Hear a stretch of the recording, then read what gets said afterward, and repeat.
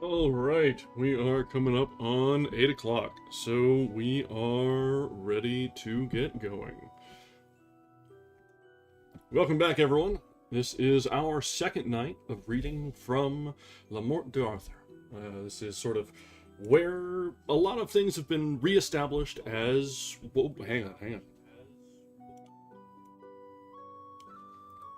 Just piping my monitor through the speakers. That tends to be a bad idea. Let's start off with the scuff, shall we? All right, so we left off last time. We blasted through Arthur's early life. We saw the Sword in the Stone and really the entirety of the Disney movie in about 5 minutes, I'd say. And then, then we continued on with the War of the 11 Kings and a bunch of guys getting smote on horses. And getting new horses.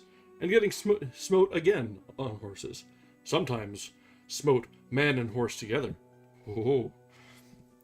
So yeah, we'll see how things go from there, from here on, and see if we can get to the end. Well, I guess actually we saw the end of the war, technically. Merlin arranged things at the end. And we'll see what we've got with us for the remainder of, well, really what we've got ahead of us in this reading. A quick heads up, we have adjusted our levels a little bit. I got some comments on some previous streams that the music was a little high and a little distracting, so I've lowered the BGM a little bit, I've raised the mic pickup just a little bit. If it sounds a little weird, just let me know, and we'll futz with it until we find the proper levels, so it's a nice tone setter, sets the mood, but doesn't distract from the reading. And we'll just go back and forth until we find the sweet spot. But with all that preamble out of the way, let's go ahead and get back to the reading, shall we? We're resuming tonight with chapter 19. We stopped on 19? What the hell was I thinking? Anyway, we'll resume tonight with chapter 19, how King Arthur rode to Carlion, and of his dream, and how he saw... Oh, we did read this one. I thought we were great. Yeah, we did read chapter 19 already. So, let us actually start on chapter 20. How King Pellinore took Arthur's horse and followed the questing beast. How Merlin met with Arthur. Sir Knight, said the king, leave that quest and suffer me to have it, and I will follow it another 12 months. Ah, fool, said the king unto Arthur, it is in vain thy desire, for it shall never be achieved but by me, or my next kin. Therewith he started unto the king's horse, and mounted into the saddle, and said, Gramercy, this horse is my own. Well, said the king, thou mayst take my horse by force, but and I might prove thee whether thou were better on horseback or I. Well, said the knight, seek me here when thou wilt, and here nigh this well thou shalt find me, and so passed on his way. Then the king sat in a study, and bade his men fetch his horse, as fast as ever they might. And so, right so came by him Merlin, like a child of 14 years of age, and saluted the king, and asked him why he was so pensive. I may well be pensive, said the king, for I have seen the marvelous sight that ever I saw. That know I well, said Merlin, as well as thyself, and of all thy thoughts, but thou art but a fool to take thought, for it will not amend thee. Also I know what thou art, and who was thy father, and of whom thou wert begotten. King Uther Pendragon was thy father, and begat thee on a grain. That is false, said King Arthur. How shouldest thou know it? For thou art not so old of years to know my father. Yes, said Merlin, I know it better than ye or any man living. I will not believe thee, said Arthur, and was wroth with the child. So departed Merlin, and came again in the likeness of an old man of 80 years of age, whereof the king was right glad, for he seemed to be right wise. Then said the old man, Why are you so sad? I may well be heavy, said Arthur, for many things. Also, here was a child, and told me many things that meseemeth he should not know, for he was not of age to know my father. Yes, said the old man, the child told you truth, and more would he have told you, and ye would have suffered him. But ye have done a thing late that God is displeased with you, for ye have lain by your sister, and on her ye have gotten a child that shall destroy you, and all the knights of your realm. What are ye, said Arthur, that tell me these tidings? I am Merlin, and I was he in the child's likeness. Ah, said King Arthur, ye are a marvellous man. I marvel much of thy words that I must die in battle. Marvel not, said Merlin, for it is God's will your body to be punished for your foul deeds. But I may well be sorry, said Merlin, for I shall die a shameful death, to be put in the earth quick, and ye shall die a worshipful death. And as they talked this, came one of the king's horse, and so the king mounted on his horse, and Merlin on another, and so rode unto Carlion. And anon the king asked Ector and Ulfius how he was begotten, and they told him Uther Pendragon was his father, and Queen Igraine his mother. Then he said to Merlin, I will that my mother be sent for, that I may speak with her. And if she say so herself, then I will believe it. In all haste the queen was sent for, and she came and brought with her Morgan le Fay, her daughter, that was as fair a lady as any might be. And the king welcomed Igraine in the best manner. So this brings to mind that we've got a lot of very twisted romances and connections going on in our readings. Even from the very beginning, there's a whole lot of suspect pairings, shall we say. And Arthur continues the commitment. Yeah. All right, so let's continue now with chapter 21. How Ulfius impeached Queen Igraine, Arthur's mother, of treason, and how a knight came and desired to have the death of his master revenged. Right so came Ulfius, and said openly that the king and all might hear that were feasted that day. Ye are the falsest lady of the world, and the most traitorous unto the king's person. Beware, said Arthur, what thou sayest. Thou speakest a great word. I am well ware, said Ulfius, what I speak. And here is my glove to prove it upon any man that will say the contrary, that this Queen Igraine is causer of your great damage, and of your great war. For, and she would have uttered it in the life of King Uther Pendragon, of the birth of you, and how ye were begotten. Ye had never had the mortal wars that ye have had. For the most part of your barons of your realm knew never whose son ye were, nor of whom ye were begotten. And she that bare you of her body should have made it known openly, in excusing of her worship and yours, and in likewise to all the realm. Wherefore I prove her false to God, and to you, and to all your realm. And who will say the contrary? I will prove it on this body. Then spake Igraine, and said, I am a woman, and I may not fight, but rather that I should be dishonored. There would some good man take my quarrel. More, she said, Merlin knoweth well, and ye, Sir Ulfius, how King Uther came to me in the castle of Tintagil, in the likeness of my lord, that was dead 3 hours tofore, and thereby gat a child that night upon me. And after the 13th day, King Uther wedded me, and by his commandment, when the child was born, it was delivered unto Merlin and nourished by him. So I saw the child never after, nor what is his name, for I knew him never yet. And there Ulfius said to the queen, Merlin is more to blame than ye. Well, I wot, said the queen, I bear a child by my lord King Uther, but I wot not where he is become. Then Merlin took the king by the hand, saying, This is your mother. And therewith Sir Ector bare witness how he nourished him by Uther's commandment. And therewith King Arthur took his mother, Queen Igraine, in his arms and kissed her, and either wept upon other. And then the king let make a feast that lasted 8 days. Then, on a day, there came in the court a squire on horseback, leading a knight before him, wounded to the death, and told him how there was a knight in the forest had reared up a pavilion by a well, and hath slain my master, a good knight. His name was Miles. Wherefore I beseech you that my master may be buried, and that some knight may revenge my master's death.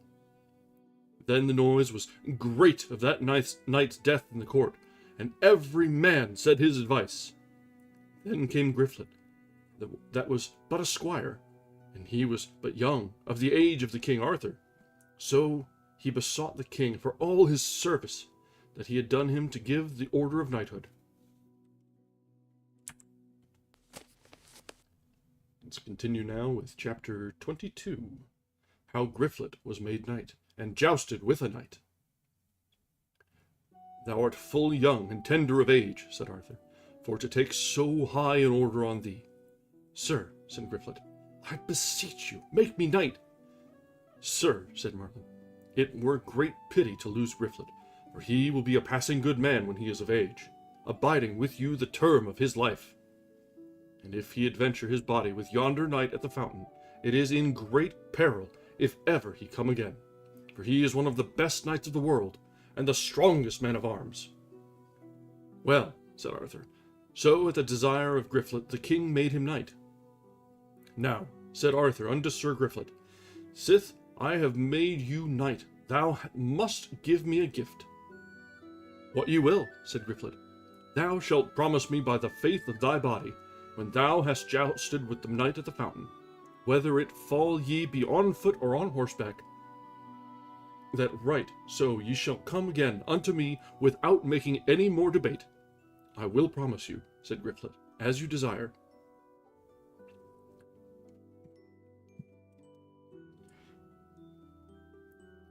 Then Griflet took his horse in great haste, and dressed his shield, and took a spear in his hand, and so he rode a great wallop till he came to the fountain, and thereby he saw a rich pavilion, and thereby, under a cloth, stood a fair horse, well saddled and bridled, and on a tree a shield of diverse colours, and a great spear. Then Griflet smote on the shield with the butt of his spear, that the shield fell down to the ground. With that the knight came out of the pavilion and said, Fair knight, why smote ye down my shield? For I will joust with you, said Griflet. It is better ye do not, said the knight, for ye are but young, and late made knight, and your might is nothing to mine. As for that, said Griflet, I will joust with you. That is me loath, said the knight, but sith I must needs, I will dress me thereto. Of whence ye be? Said the knight. Sir, I am of Arthur's court. So the two knights ran together, that Griflet's spear all to shivered, and therewithal he smote Griflet through the shield and the left side, and brake the spear, that the truncheon stuck in his body, and that horse and knight fell down. That brings us to the end of chapter 22, and we'll see if Griflet makes it through this one. Thinking not. Now chapter 23. How 12 knights came from Rome, and asked truage for this land of Arthur, and how Arthur fought with the knight. When the knight saw him lie so on the ground, he alighted, and was passing heavy, for he weened he had slain him. And then he unlaced his helm, and gat him wind, and so with the truncheon he set him on his horse, and so betook him to God, and said he had a mighty heart, and if he might live, he would prove a passing good knight. And so Sir Griflet rode to the court, where great dole was made for him. But through good leeches he was healed, and saved. Oh, well, I guess he did make it. Right so came into the court 12 knights, who were aged men, and they came from the Emperor of Rome, and they asked of Arthur truage for this realm. Other else the Emperor would destroy him and his land. Well, said King Arthur, ye are messengers, therefore ye may say what ye will. Other else ye should die therefore. But this is mine answer. I owe the emperor no truage, nor none will I hold him. But on a fair field I shall give him my truage, that shall be with a sharp spear, or else with a sharp sword, and that shall not be long, by my father's soul, Uther Pendragon. And therewith the messengers departed, passingly wroth, and King Arthur was as wroth, for in evil time came they then. For the king was passingly wroth for the hurt of Sir Griflet, and so he commanded a privy man of his chamber, that it be day his best horse and armor, with all that longeth unto his person, be without the city or tomorrow day.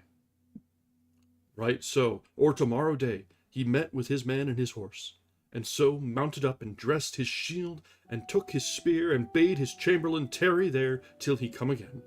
And so Arthur rode a soft pace till it was day, and then was he ware of 3 churls chasing Merlin, and would have slain him. Then the king rode unto them, and bade them flee, churls. Then were they afeard when they saw a knight, and fled. O Merlin, said Arthur, here hadst thou been slain for all thy crafts, had I not been. Nay, said Merlin, not so, for I could save myself, and I would, and thou art more near thy death than I am, for thou goest to the death ward, and God be not thy friend. So as they went thus talking, they came to the fountain, and the rich pavilion set there by it. Then King Arthur was where sat a knight armed in a chair. Sir knight, said Arthur, for what cause abidest thou here, that there may no knight ride this way, but if he joust with thee? Said the king. I rede thee leave that custom, said Arthur. This custom, said the knight, have I used, and will use maugre, who saith nay. And who is grieved with my custom, let him amend it that will. I will amend it, said Arthur. I shall defend thee, said the knight. Anon he took his horse, and dressed his shield, and took a spear. And they met so hard either in other shields, that all to shivered their spears. Therewith anon Arthur pulled out his sword. Nay, not so, said the knight. It is fair, said the knight, that we twain run more together with sharp spears. I will well, said Arthur, and I had any more spears. I have enow, said the knight. So there came a squire, and brought 2 good spears, and Arthur chose one, and he the other. So they spurred their horses, and came together with all their mights, that either brake their spears to their hands. Then Arthur set hand on his sword. Nay, said the knight, ye shall do better. Ye are a passing good jouster, as ever I met withal. And once, for the love of the high order of knighthood, let us joust once again. I assent me, said Arthur. Anon there were brought 2 great spears, and every knight gat a spear, and therewith they ran together, that Arthur's spear all to shivered. But the other knight hit him so hard in the midst of the shield, that horse and man fell to the earth. And therewith Arthur was eager, and pulled out his sword, and said, I will assay thee, Sir Knight, on foot, for I have lost the honor on horseback. I will be on horseback, said the knight. Then was Arthur wroth, and dressed his shield toward him with his sword drawn. When the knight saw that, he alighted, for him thought no worship to have a knight at such avail, he to be on horseback, and he on foot. And so he alighted, and dressed his shield unto Arthur, and there began a strong battle with many great strokes, and so hewed with their swords that the cantles flew in the fields, and much blood they bled both, that all the place there as they fought was overbled with blood. And thus they fought long, and rested them. And then they went to the battle again, and so hurtled together like 2 rams that either fell to the earth. So at the last they smote together, that both their swords met even together. But the sword of the knight smote King Arthur's sword in 2 pieces, wherefore he was heavy. Then said the knight unto Arthur, Thou art in my daunter, whether me list to save thee or slay thee. And but thou yield thee as overcome and recreant, thou shalt die. As for death, said King Arthur. "Welcome be it when it cometh. But to yield me unto thee as recreant, I had liefer die than to be so shamed." And therewithal the king leapt unto Pellinore, and took him by the middle, and threw him down, and raced off his helm. When the knight felt that he was adread, for he was a passing big man of might, and anon he brought Arthur under him, and raced off his helm, and would have smitten off his head. Brings us to the end of chapter 23. So, the Knight of the Fountain just kicked Arthur's ass, which you may remember from other adaptations. And so, we continue now with chapter 24. How Merlin saved Arthur's life, and threw an enchantment on King Pellinore, and made him to sleep. Therewithal came Merlin, and said, "Knight, hold thy hand. For an thou slay that knight, thou puttest this realm in the greatest damage that ever was realm. For this knight is a man of more worship than thou wottest of." "Why, who is he?" said the knight. "It is King Arthur." Then would he have slain him for dread of his wrath, and heaved up his sword, and therewith Merlin cast an enchantment to the knight, and he fell to the earth in a great sleep. Then Merlin took up King Arthur, and rode forth on the knight's horse. "Alas," said Arthur, "what hast thou done, Merlin? Hast thou slain this good knight by thy crafts? There liveth not so worshipful a knight as he was. I had liefer than the stint of my land a year that he were alive." "Care ye not," said Merlin, "for he is wholer than ye. For he is but asleep, and will awake within 3 hours." "I told you," said Merlin, "what a knight he was. Here had ye been slain had I not been. Also there liveth not a bigger knight than he is one, and he shall hereafter do you right good service, and his name is Pellinore.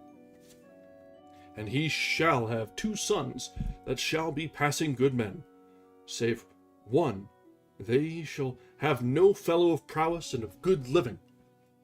And their names shall be Percival of Wales, and Lamorake of Wales. And he shall tell you the name of your own son, begotten of your sister, that shall be the destruction of all this realm." These chapters are definitely about 1 page each. These go very quickly. And so now we have chapter 25. How Arthur, by the mean of Merlin, gat Excalibur, his sword of the Lady of the Lake.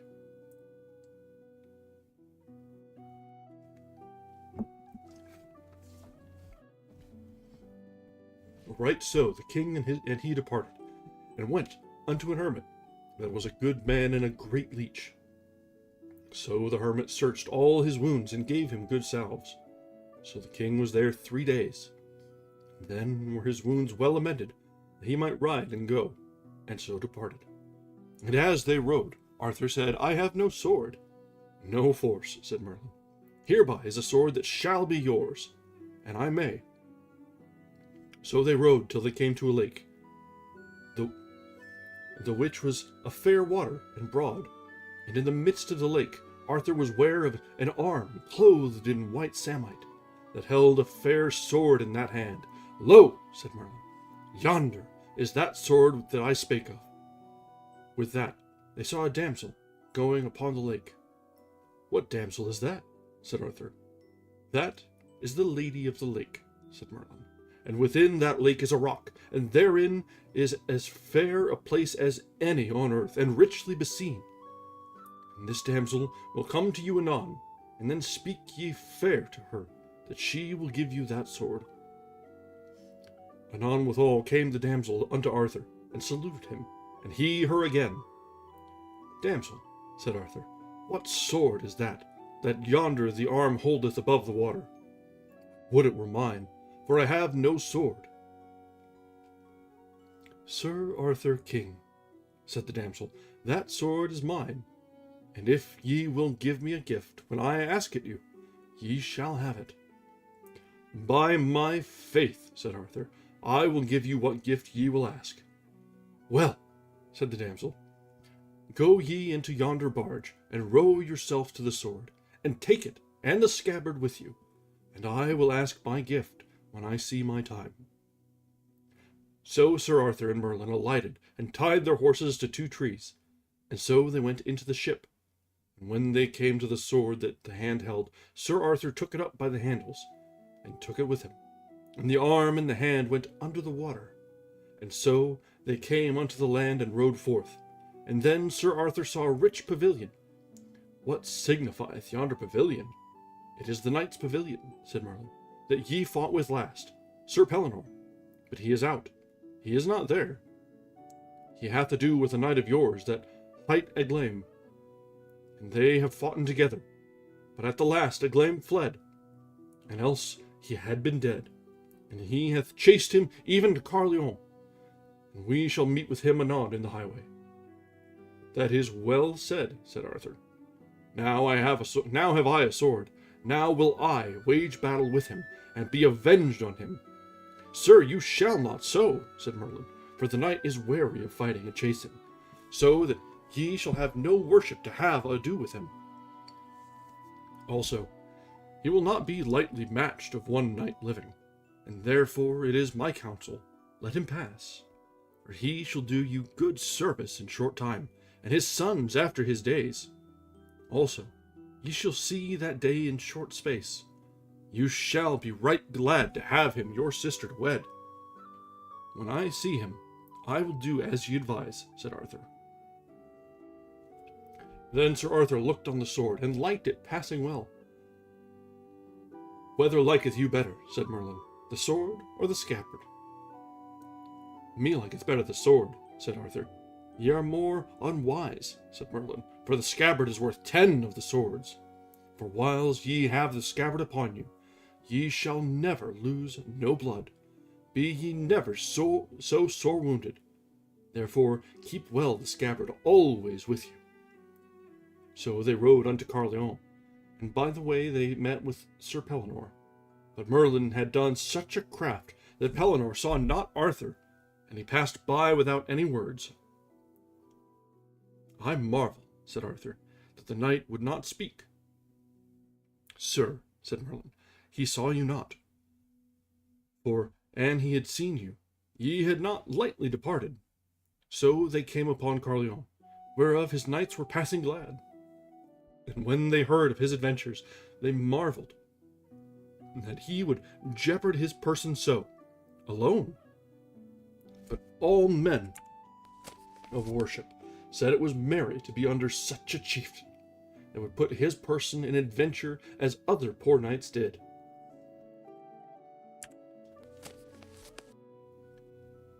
Come now to chapter 26, how tidings came to Arthur that King Rience had overcome 11 kings, and how he desired Arthur's beard to trim his mantle. Just before we continue on, it's interesting that, at least in this text, both the sword and the stone and the sword from the Lady of the Lake were both Excalibur. I don't know if it's just a quirk of this edition, this translation, or if it's just the way it was. It's hard to tell. Alright. This meanwhile came a messenger from King Rience of North Wales, and king he was of all Ireland, and of many isles. And this was his message, greeting well King Arthur in this manner wise, saying that King Rience had discomfited and overcome 11 kings, and everych of them did him homage, and that was this: they gave him their beards clean flayed off, as much as there was. Wherefore the messenger came for King Arthur's beard. King Rience had purfled a mantle with king's beard, purfled.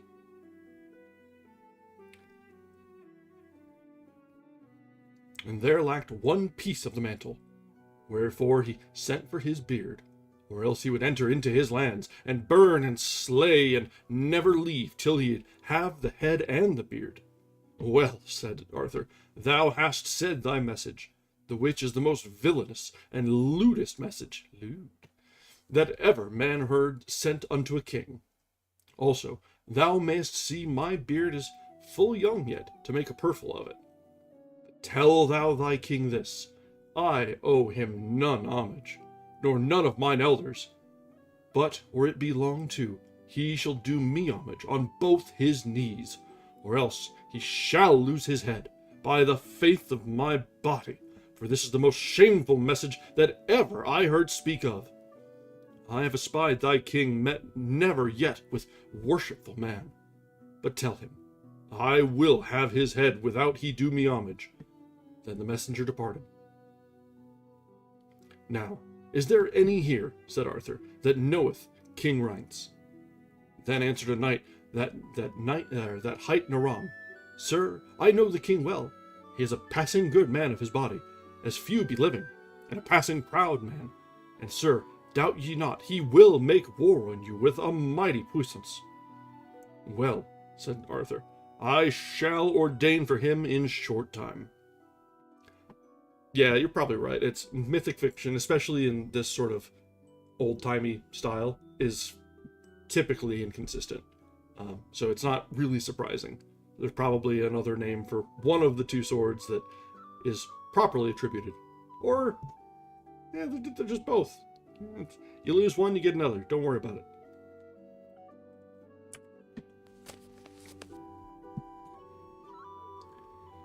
Alright, let's continue now with chapter 27. How all the children were sent forth that were born on May Day, and how Mordred was saved. Then King Arthur let send for all the children born on May Day, begotten of lords and born of ladies, for Merlin told King Arthur that he that should destroy him should be born on May Day. Wherefore he sent for them all, upon pain of death. So there were found many lords' sons, and all were sent unto the king, and so was Mordred sent by King Lot's wife. And all were put in a ship to the sea, and some were 4 weeks old, and some less.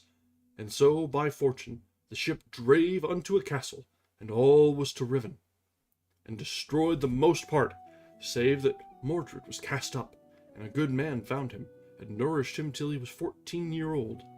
And then he brought him to the court, as it rehearseth afterward, toward the end of the death of Arthur.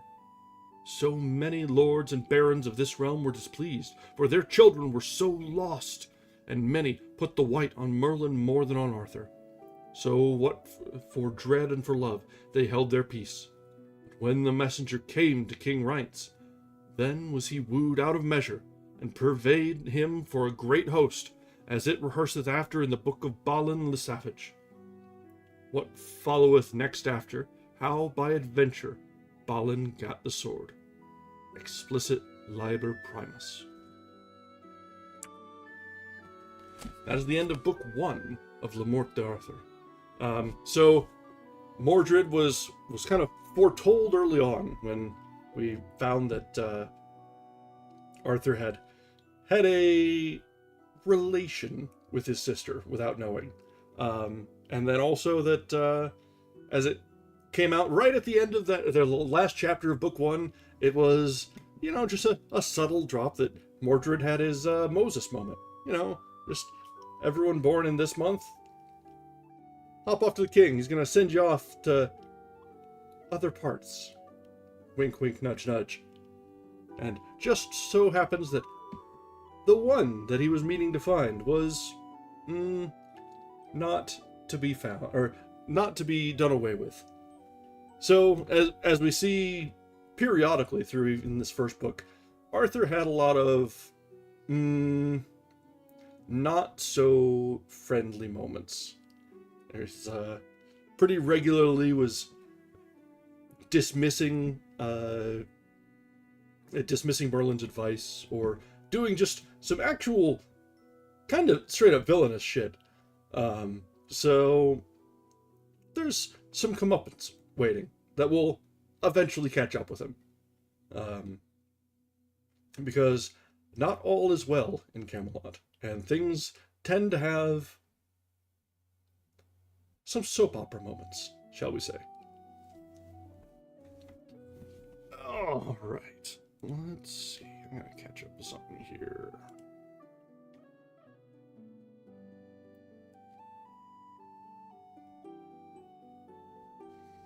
All right, let's go ahead and continue now with Book 2 of Le Morte d'Arthur. Chapter 1, of a damsel, which came girt with a sword for to find a man of such virtue to draw it out of the scabbard. After the death of Uther Pendragon reigned Arthur his son, the which had great war in his days for to get all England into his hand. For there were many kings within the realm of England, and in Wales, Scotland, and Cornwall. So it befell on a time when King Arthur was at London, there came a knight, and told the king tidings, how that the King Rights of North Wales had reared a great number of people, and were entered into the land, and burnt and slew the king's true liege people. If this be true, said Arthur, it were great shame unto mine estate, but that he were mightily withstood. It is truth, said the knight, for I saw the host myself. Well, said the king, let make a cry that all the lords, knights, and gentlemen of arms should draw unto a castle called Camelot in those days, and there the king would let make a council general and great jousts. I think that's the first mention of Camelot explicitly that we've seen. So when the king was come thither with all his baronage, and lodged as they seemed best, there was come a damsel, the which was sent on message from the great Lady Lyle of Avelion. And when she came before King Arthur, she told from whom she came, and how she was sent on a message unto him for these causes. Then she let her mantle fall that was richly furred, and then was she girt with a noble sword, whereof the king had marvel, and said, Damsel, for what cause are ye girt with that sword? It beseemeth you not. Now shall I tell you, said the damsel, this sword that I am girt withal doth me great sorrow and cumbrance, for I may not be delivered of this sword but by a knight, but he must be a passing good man, of his hands and of his deeds, and without villainy or treachery, and without treason. And if I may find such a knight that hath all these virtues, he may draw out this sword out of the sheath. For I have been at King Rights. It was told me there were passing good knights, and he and all his knights have essayed it, and none can speed. This is a great marvel, said Arthur, if this be sooth. I will myself essay to draw out the sword, not presuming upon myself that I am the best knight, but that I will begin to draw out your sword in giving example to all the barons, that they shall essay every one of the one after the other, when I have essayed it. Then Arthur took the sword by the sheath and by the girdle, and pulled at it eagerly, for the sword would not come out. Sir, said the damsel, you need not pull half so hard, for he that shall pull it out shall do it with little might. Ye say well, said Arthur. Now essay ye all my barons, but beware, ye be not defiled with shame, treachery, or guile. Then it will not avail, said the damsel, for he must be a clean knight, without villainy, and of a gentle strain, of father's side and mother's side. Most of all the barons of the Round Table that were there at that time essayed all by row, but there might none speed. Wherefore the damsel made great sorrow out of measure, and said, Alas! I weened in this court has been the best knights, without treachery or treason. But my faith, said Arthur, here are good knights, as I deem, as any be in the world, but their grace is not to help you. Wherefore I am displeased.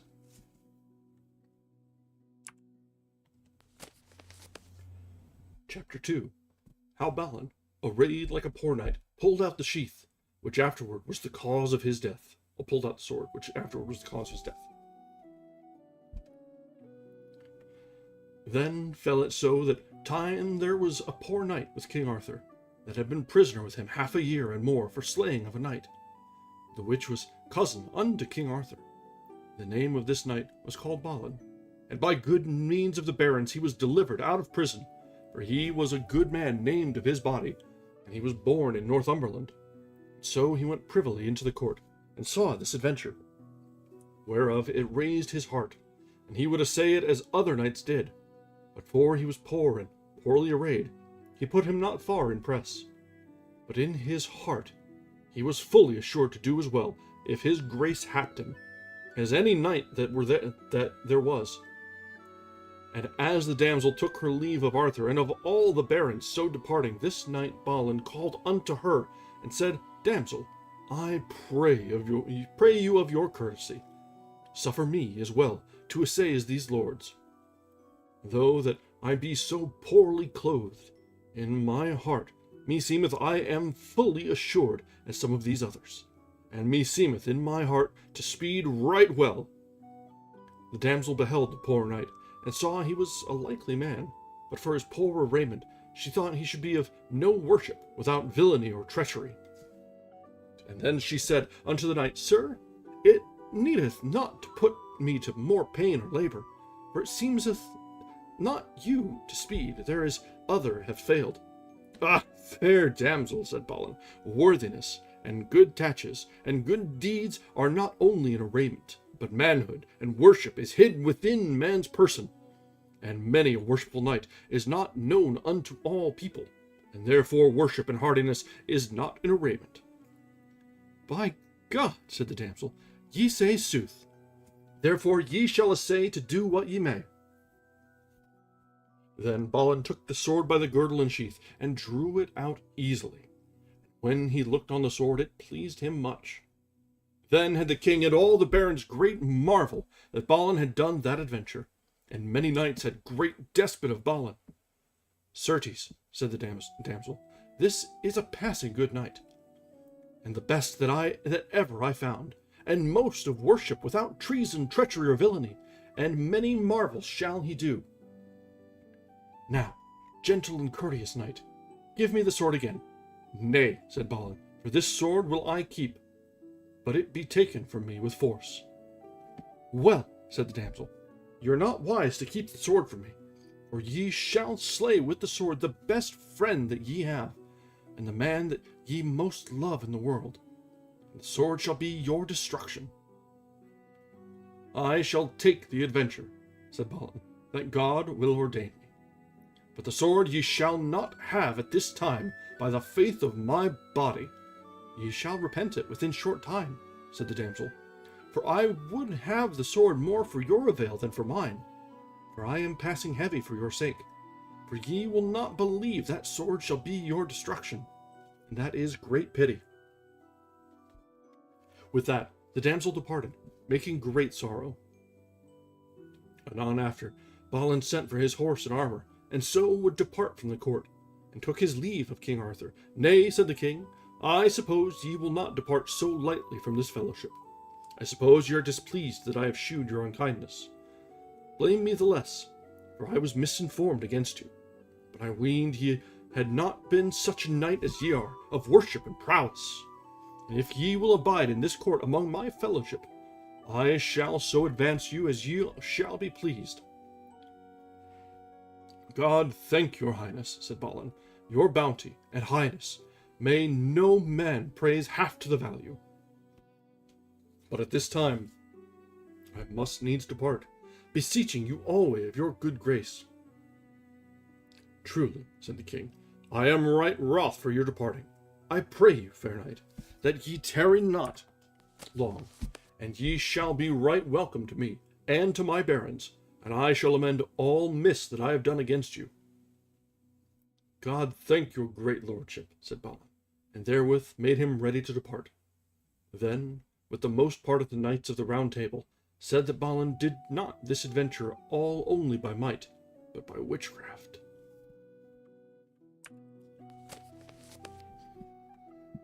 Man, nobody listens to warnings. All these knights are too full of themselves.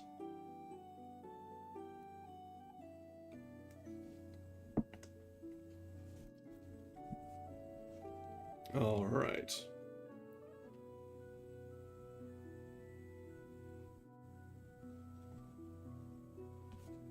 So we now return with chapter 3. How the Lady of the Lake demanded the knight's head that had won the sword, or the maiden's head. The meanwhile, that this knight was making him ready to depart, there came into the court a lady that hight the Lady of the Lake. And she came on horseback, richly beseen, and saluted King Arthur, and there asked him a gift that he promised her when she gave him the sword. That is sooth, said Arthur, a gift I promised you, but I have forgotten the name of my sword that ye gave me. The name of it, said the lady, is Excalibur. That is as much to say as cut steel. Ye say well, said the king. Ask what ye will, and ye shall have it, and it lie in my power to give it. Well, said the lady, I ask the head of the knight that hath won the sword, or else the damsel's head that brought it. I take no force, though I have both their heads, for he slew my brother, a good knight and a true, and that gentlewoman was causer of my father's death. Truly, said King Arthur, I may not grant neither of their heads with my worship. Therefore, ask what ye will else, and I shall fulfill your desire. I will ask none other thing, said the lady. When Balin was ready to depart, he saw the Lady of the Lake, that by her means had slain Balin's mother, and he had sought her 3 years. And when it was told him that she asked his head of King Arthur, he went to her straight and said, Evil be you found! Ye would have my head, and therefore ye shall lose yours. And with his sword lightly he smote off her head before King Arthur. Alas, for shame, said Arthur. Why have ye done so? Ye have shamed me and all my court. For this was a lady that I was beholden to, and hither she came unto my safe conduct. I shall never forgive you that trespass. Sir, said Balin, me forthinketh of your displeasure, for this same lady was the untruest lady living, and by enchantment and sorcery she hath been the destroyer of many good knights. And she was causer that my mother was burnt, through her falsehood and treachery. What cause soever ye had, said Arthur, ye should have forborne her in my presence. Therefore, think not the contrary, ye shall repent it. For such another despite had I never in my court. Therefore withdraw you out of my court in all haste ye may. Then Balin took up the head of the lady, and bare it with him to his hostelry. And there he met with his squire, that was sorry he had displeased King Arthur. And so they rode forth out of the town. Now, said Balin, we must depart. Take thou this head, and bear it to my friends, and tell them how I have sped, and tell my friends in Northumberland that my most foe is dead. Also, tell them how I am out of prison, and what adventure befell me at the getting of this sword. Alas, said the squire, ye are greatly to blame for to displease King Arthur. As for that, said Balin, I will hie me, in all the haste that I may, to meet with King Rience and destroy him. Either else to die therefore, and if I may hap me to win him, then will King Arthur be my good and gracious lord. Where shall I meet with you? Said the squire. In King Arthur's court, said Balin. So his squire and he departed at that same. Then King Arthur and all the court made great dole and had shame of the death of the Lady of the Lake. Then the king buried her richly.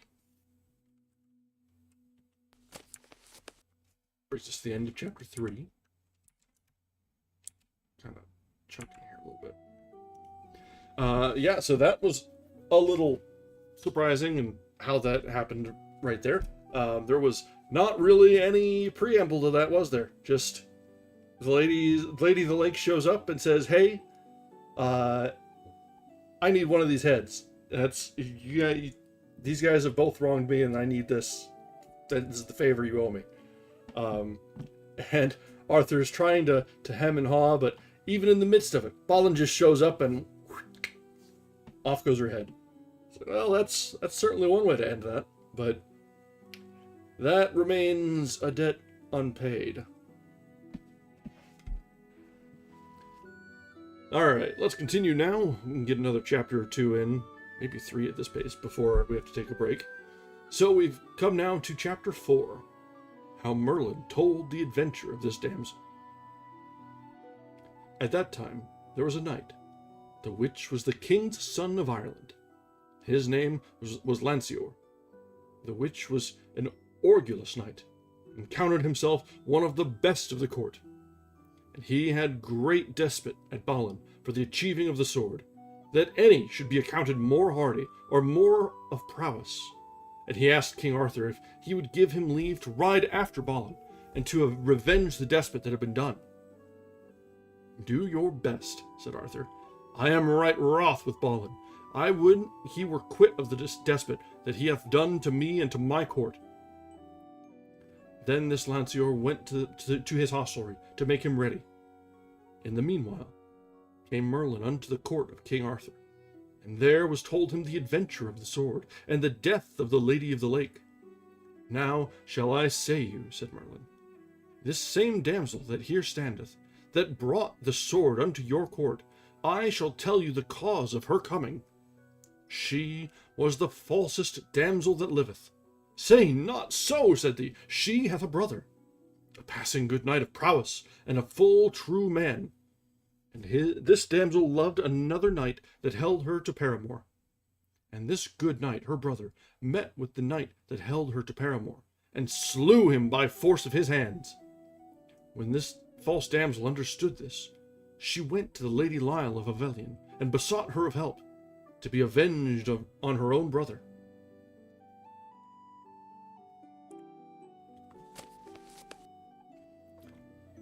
This is a whole lot of soap opera. Wow. This is... I should have known. These old myths and legends are always period soap operas.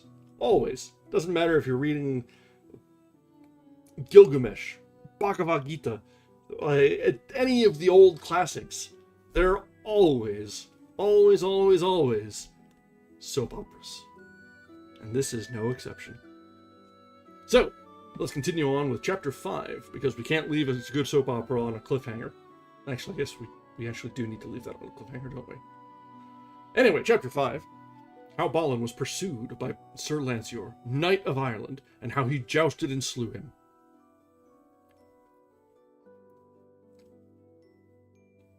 Not even the end of the Odyssey. The whole damn Odyssey was a soap opera.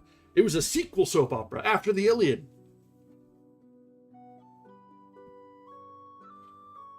And so this Lady Lyle of Avelion took her this sword that she brought with her, and told there should be no man pull it out of the sheath, but if he be one of the best knights of this realm, and he should be hard and full of prowess, and with that sword he should slay her brother. This was the cause that the damsel came into this court. I know it as well as ye. Would God she had not come into this court, but she came never in fellowship of worship to do good, but always great harm. And that knight that hath achieved the sword shall be destroyed by that sword, for which will be the great damage. For there liveth not a knight of more prowess than he is, and he shall do unto you, my lord Arthur, great honor and kindness. And it is great pity he shall not endure but a while. For of his strength and hardiness I know not his match living. So the Knight of Ireland armed him at all points, and dressed his shield on his shoulder, and mounted upon horseback, and took his spear in his hand, and rode after a great pace, as much as his horse might go. And within a little space on a mountain he had a sight of Balin. And with a loud voice he cried, Abide, knight, for ye shall abide whether ye will or nill, and the shield that is tofore you shall not help. When Balin heard the noise, he turned his horse fiercely, and said, Fair knight, what will ye with me? Will ye joust with me? Yea, said the Irish knight, therefore come I after you. Peradventure, said Balin, it had been better to have holden you at home, For many a man weeneth to put his enemy to a rebuke, and oft it falleth to himself. Of what court be ye sent from? Said Balin.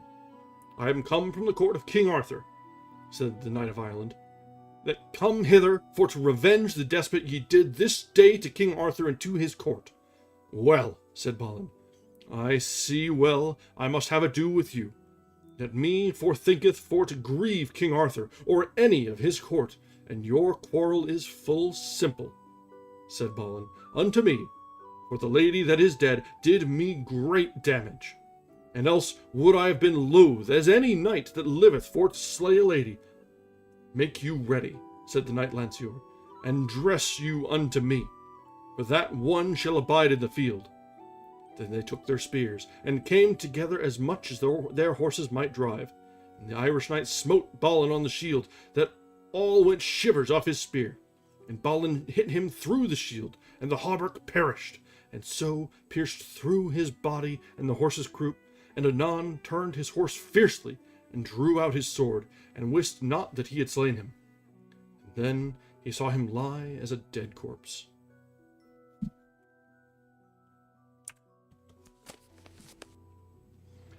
All right.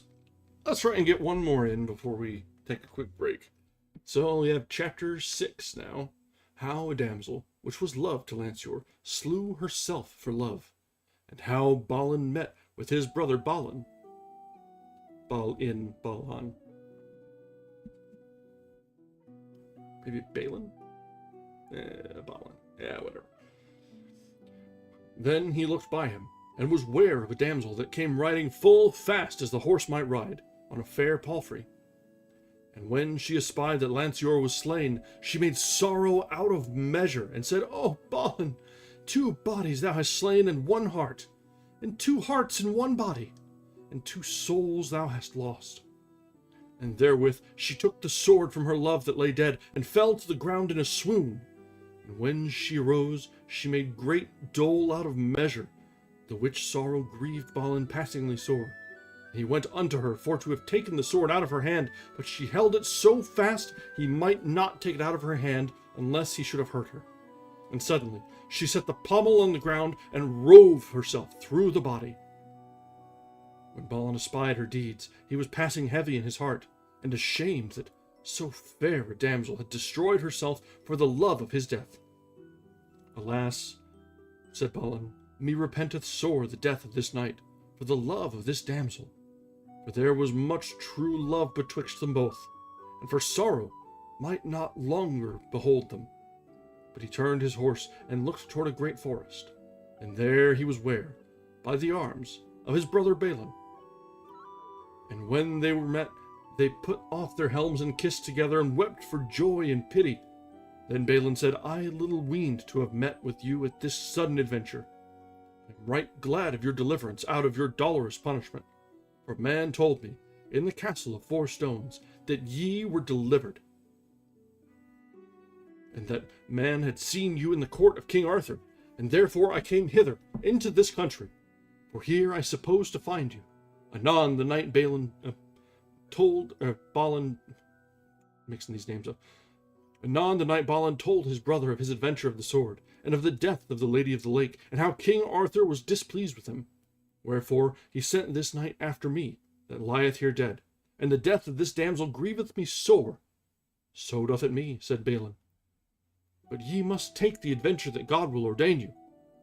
Truly, said Balin, I am right heavy that my lord Arthur is displeased with me, for he is the most worshipful knight that reigneth now on earth, and his love will I get, or else will I put my life in adventure. For the king writes, lieth at a siege at the castle Terrabil, and thither will we draw in all haste to prove our worship and prowess upon him. I will well, said Balin, that we do, and we will help each other as brethren ought to do.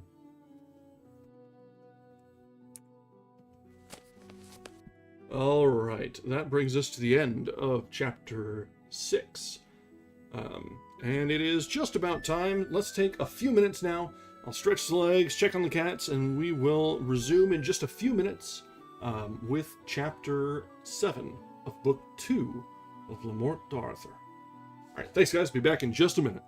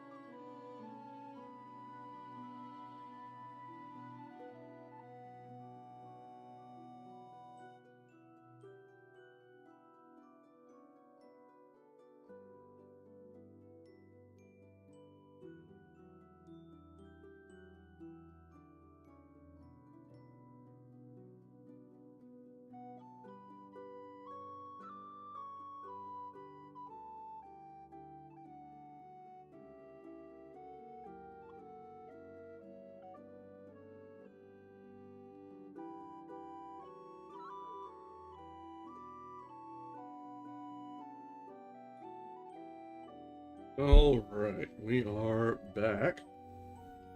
So let's go ahead and get things started again, shall we? The cats are doing quite well. They're hanging out in their cat tree over my shoulder here.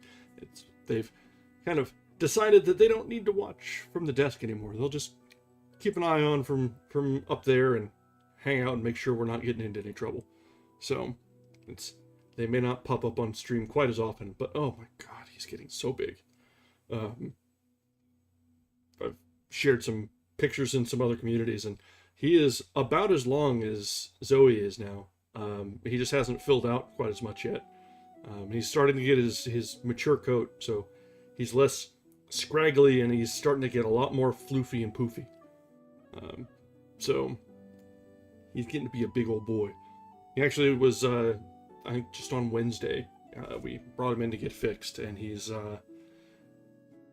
just about through with his recovery. So he was a little sore the first day, but he's been chasing his sister around already. So they're doing okay. Just a little bit longer, and he'll be back to his old self, I'm sure. But we'll see. Maybe I need to get into a better habit of posting more cat pictures over on Bluesky. Everybody loves cat pictures, right? Yeah. Maybe I'll drop a couple tonight. Alright, let's get back to it. We've got a lot of reading ahead of us still. We are actually just south of 20% on this one. So this is got a lot of book left ahead of us. So, we resume now with Chapter 7.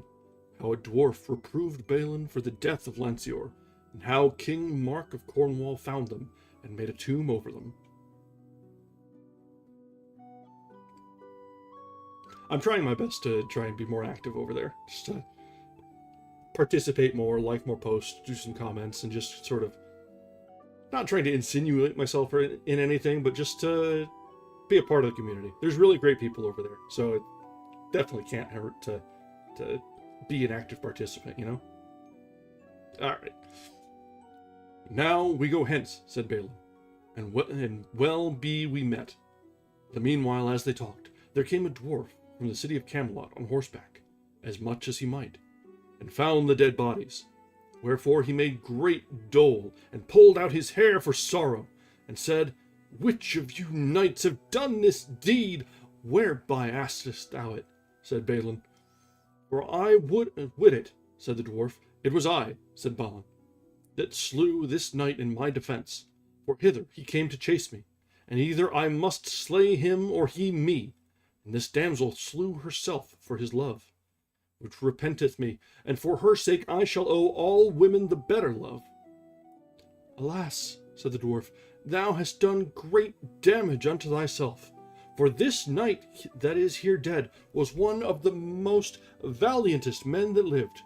And trust well, Balin, the kin of this knight will chase you through the world till they have slain you. As for that, said Balin, I fear not greatly, for I am right heavy that I have displeased my lord King Arthur for the death of this knight. So, as they talked together, there came a king of Cornwall riding, the which hight King Mark. And when he saw these two bodies dead, he understood how they were dead. But the two knights above said, Then made the king great sorrow for the true love that was betwixt them, and said, I will not depart till I have on this earth made a tomb. And there he pight his pavilions, and sought through all the country to find a tomb, and in a church they found one was fair and rich. And then the king he let put them both in the earth, and put the tomb upon them, and wrote the names of them both on the tomb. How here lieth Lancelot, the king's son of Ireland, and that at his own request was slain by the hands of Balin, and how his lady, Columba, and Paramore slew herself with her love's sword for dole and sorrow.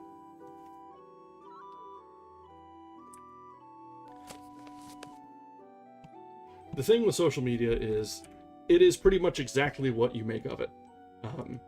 If you're going to sit and doom scroll, or if you're going to curate your feeds with such people that make you jaded, it's going to turn out that way. Now, that can't be true. That's not true for everything, because there are, as we've seen in the past, when algorithms are twisted and maligned, and Big Brother decides that it's about time to change things for their own benefit, well, it happens. So, you do what you can while you can, and sometimes a good thing, or sometimes a good thing becomes not so good a thing, and it's time to cut ties, and that's fine too. Been seeing that cycle happen a few times now. Back in the day when Facebook was, you needed a college email account to have one, and that was generally well and good, and then it became something else entirely. And we saw it with the Bird app. We saw it with everything happens that way. It's a cycle. So we'll just kind of find our own spaces and do our best to maintain them as good as they can be. And that's, I'm gonna get, yeah, I'm old.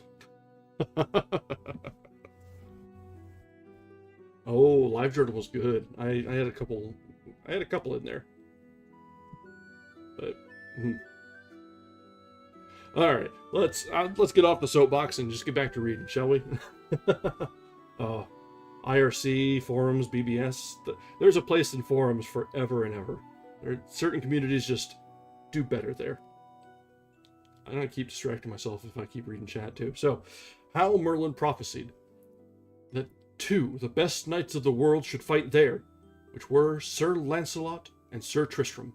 Ooh, name drops. The meanwhile, as this was a-doing, in came Merlin to King Mark, and seeing all his doing, said, Here shall be in this same place the greatest battle betwixt two knights that was or ever shall be, and the truest lovers, and yet none of them shall slay other. And there Merlin wrote their names upon the tomb with letters of gold that should fight in that place, whose names were Launcelot de Lake and Tristram. Thou art a marvellous man, said King Mark unto Merlin, that speakest of such marvels. Thou art a boisterous man, and an unlikely to tell of such deeds. What is thy name? Said King Mark. At this time, said Merlin, I will not tell, but at that time, when Sir Tristram is taken with his sovereign lady, then ye shall hear and know my name. And at that time ye shall hear tidings that shall not please you. Then said Merlin to Balin, Thou hast done thyself great hurt, because that thou savest not this lady that slew herself, that might have saved her an thou wouldest. But the faith of my body, said Balin, I might not save her, for she slew herself suddenly. Me repenteth, said Merlin. Because of the death of that lady, thou shalt strike a stroke most dolorous that ever man struck, except the stroke of our Lord. For thou shalt hurt the truest knight and the man of most worship that now liveth. And through that stroke 3 kingdoms shall be in great poverty, misery, and wretchedness 12 years, and the knight shall not be whole of that wound for many years. Then Merlin took his leave of Balin, and Balin said, If I wist it were sooth that ye say I should do such a perilous deed as that, I would slay myself to make thee a liar. Therewith Merlin vanished away suddenly, and then Balin and his brother took their leave of King Mark. First, said the king, tell me your name. Sir, said Balin. Ye may see he beareth 2 swords, and thereby ye may call him the knight with the 2 swords. And so departed King Mark unto Camelot to King Arthur, and Balin took the way toward King Rience. And as they rode together, they met with Merlin disguised, but they knew him not. Whither ride you? Said Merlin. We have little to do, said the 2 knights, to tell thee. But what is thy name? Said Balin. At this time, said Merlin, I will not tell it thee. It is evil seen, said the knights, that thou art a true man, that thou wilt not tell thy name. As for that, said Merlin, be it as it may be. I can tell you wherefore ye ride this way, for to meet King Rience. But it will not avail you without ye have my counsel. Ah, said Balin, ye are Merlin. We will be ruled by your counsel. Come on, said Merlin. Ye shall have great worship, and look that ye do knightly, for ye shall have great need. As for that, said Balin, dread you not. We will do what we may.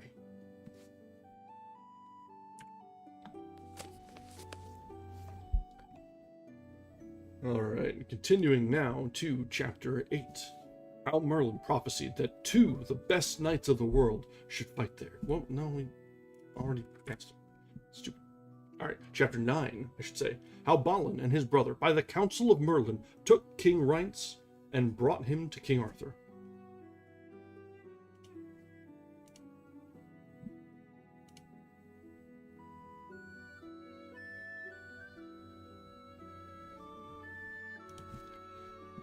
Then Merlin lodged them in a wood among leaves beside the highway, and took off the bridles of their horses, and put them to grass, and laid them down to rest them till it was nigh midnight. Then Merlin bade them rise, and make them ready, for the king was nigh them, that was stolen away from his host, with 60 horses of his best knights, and 20 of them rode to force to warn the Lady de Vance that the king was coming, for that night King Rience should have lain with her. Which is the king? Said Balin. Abide, said Merlin. Here, in a straight way, ye shall meet with him. And therewith he showed Balin and his brother where he rode. Anon, Balin and his brother met with the king, and smote him down, and wounded him fiercely, and laid him to the ground.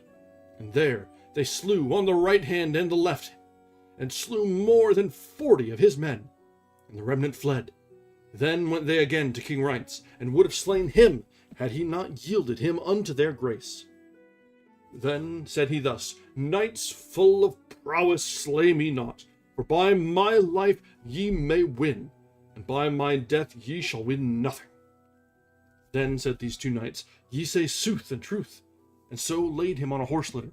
With that Merlin was vanished, and came to King Arthur aforehand, and told him how his most enemy was taken and discomfited. By whom? Said King Arthur. By 2 knights, said Merlin. That would please your lordship, and tomorrow ye shall know what knights they are. Anon, after came the knight with the 2 swords, and Balin, his brother, and brought with them King Rience of North Wales, and there delivered him to the porters, and charged them with him. And so they returned again in the dawning of the day. King Arthur came then to King Rience, and said, Sir King, ye are welcome. By what adventure come ye hither? Sir, said King Rience, I came hither by a hard adventure. Who won you? Said King Arthur. Sir, said the king, the knight with the 2 swords and his brother, which are 2 marvelous knights of prowess. I know them not, said Arthur, but much I am beholden to them. Ah, said Merlin, I shall tell you. It is Balin that achieved the sword, and his brother Balin. A good knight, there liveth not a better of prowess and of worthiness, and it shall be the greatest dole of him that ever I knew of a knight, for he shall not long endure. Alas, said King Arthur, that is great pity, for I am much beholden unto him, and I have ill deserved it unto him for his kindness. Nay, said Merlin, he shall do much more for you, and that shall ye know in haste. But, sir, are ye purveyed, said Merlin, for to morn the host of Nero, King Rience's brother, will set on you or noon with a great host, and therefore make you ready, for I will depart from you. And Merlin coming and going in the middle of things without really giving any reason why or wherefore, or getting big tuxedo mask vibes. It's like, my job is done. I'm away. What'd you do? Nothing.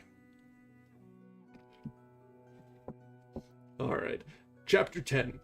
How King Arthur had a battle against Nero and King Lot of Orkney, and how King Lot was deceived by Merlin, and how 12 kings were slain. Well, that accelerated. That escalated quickly.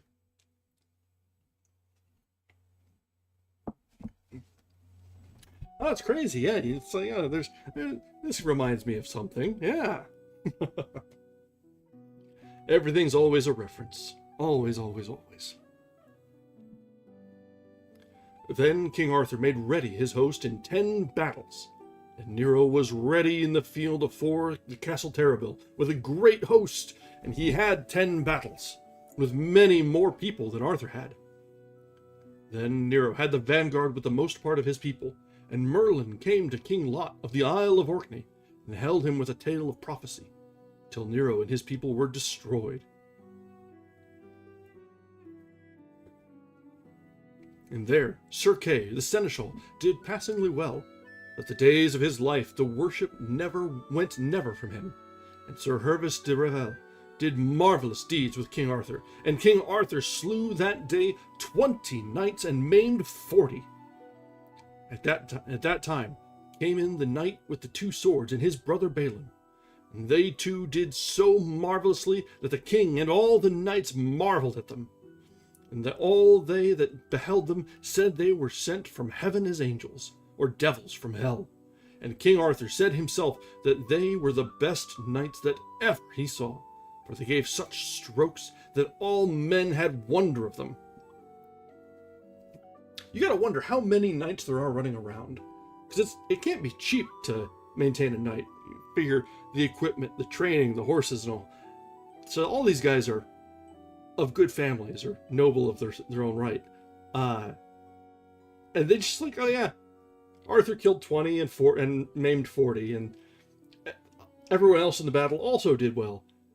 Not even to mention all the men-at-arms and horsemen and just in general, the lightly armed troops.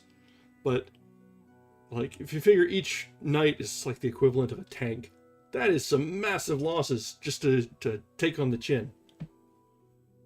And this is just in Britain, like in the UK and Great Britain area.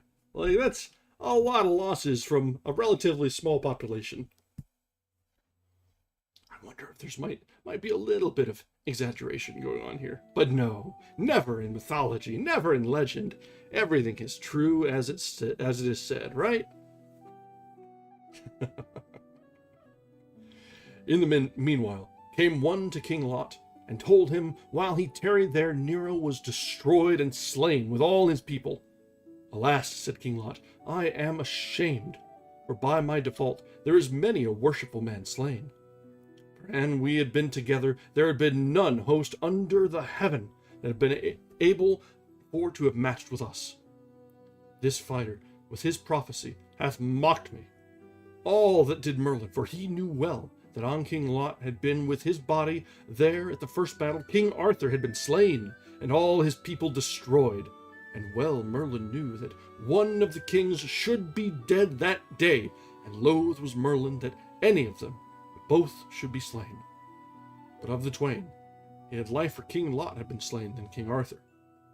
Now, what is best to do, said King Lot of Orkney. Whether is me better to treat with King Arthur or to fight, for the greater part of our people are slain and destroyed.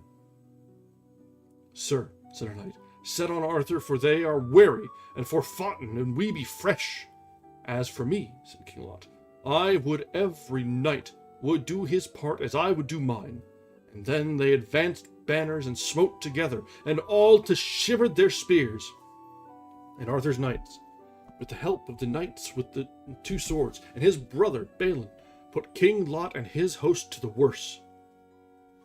But always King Lot held him in the foremost front, and did marvelous deeds of arms, for all his host was borne up by his hands, for he abode all nights. Alas, he might not endure, the which was great pity, so that so worthy a knight as he was one should be overmatched, that of late time afore had been a knight of King Arthur's, and wedded the sister of King Arthur, and for King Arthur lay by King Lot's wife, the which was Arthur's sister, and gat on her Mordred. Therefore King Lot held against Arthur. So there was a knight that was called the Knight with the Strange Beast, and at that time his right name was called Pellinore, the which was a good man of prowess, and he smote a mighty stroke at King Lot as he fought with all his enemies. And he failed of his stroke, and smote the horse's neck, that he fell to the ground with King Lot. And therewith anon Pellinore smote him a great stroke through the helm and head unto the brows. And then all the host of Orkney fled for the death of King Lot. And there were slain many mothers' sons. But King Pellinore bare the white of the death of King Lot.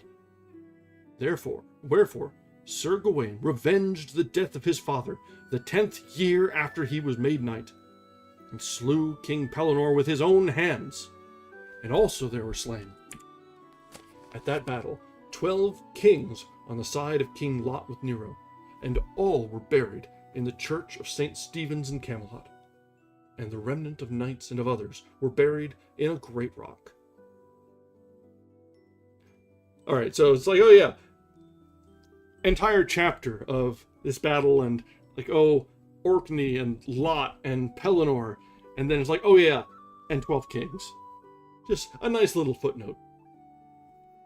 Don't want to forget them.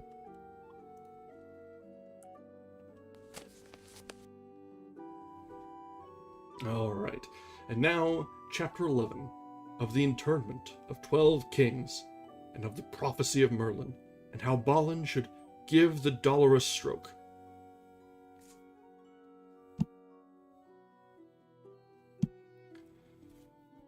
So at the interment came King Lot's wife, Margaux, with her 4 sons, Gawain, Agravain, Gaheris, and Gareth.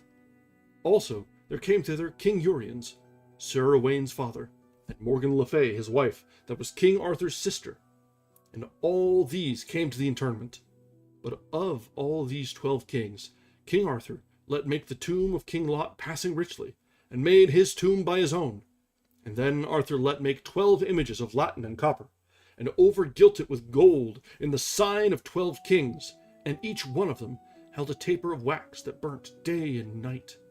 And King Arthur was made in sign of a figure standing above them, with a sword drawn in his hand, and all the 12 figures had countenance, like unto men that were overcome.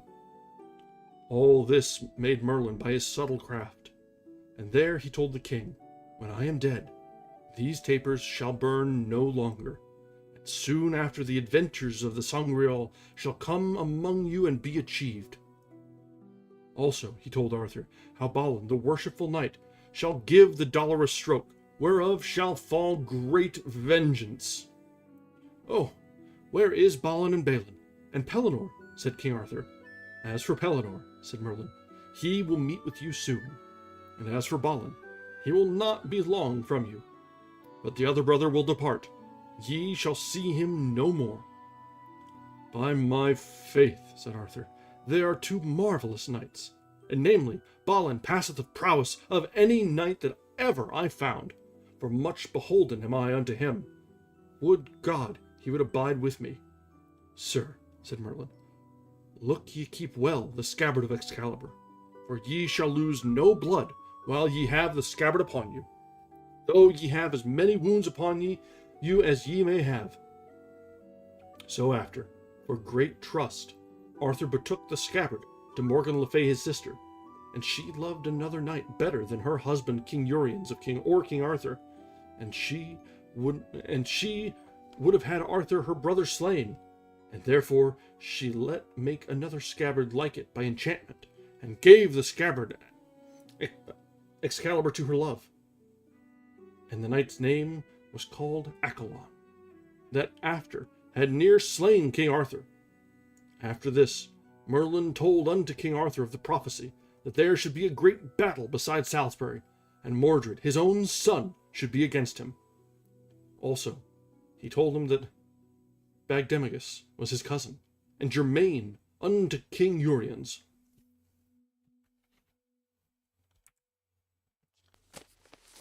That brings us to chapter 12.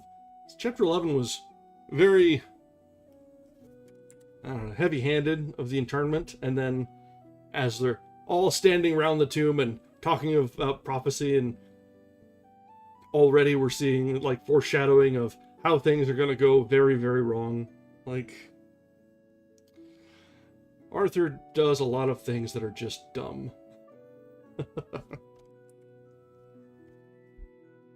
Alright, chapter 12. How a sorrowful knight came before Arthur, and how Balin fetched him, and how that knight was slain by a knight invisible. Within a day or two, King Arthur was somewhat sick, and he let pitch his pavilion in a meadow, and there he laid him down on a pallet to sleep, but he might have no rest. Right so he heard a great noise of an horse, and therewith the king looked out at the porch of the pavilion, and saw a knight coming even by him, making great dole. Abide, fair sir, said Arthur, and tell me wherefore thou makest this sorrow. Ye may little amend me, said the knight, and so passed forth to the castle of Melio. Anon after there came Balin, and when he saw King Arthur, he alighted off his horse and came to the king on foot and saluted him. By my head, said Arthur, ye be welcome.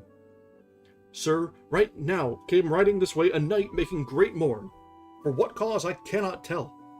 Wherefore, I would desire of you your courtesy, and of your gentleness to fetch again that knight, either by force or else by his good will. I will do more for your lordship than that, said Balin. And so he rode more than a pace, and found the knight with a damsel in a forest, and said, Sir knight, ye must come with me unto King Arthur, for to tell him of your sorrow. That I will not, said the knight, for it will scathe me greatly. And do you none avail? Sir, said Balin, I pray you make ready. For ye must go with me, or else I must fight with you and bring you by force. And that were me loath to do. Will ye be my warrant, said the knight, and I go with you? Yea, said Balin, or else I will die. Therefore. And so he made him ready to go with Balin, and left the damsel still. And as they were even afore King Arthur's pavilion, there came one invisible, and smote this knight that went with Balin throughout the body with a spear. Alas, said the knight, I am slain under your conduct with a knight called Garlon.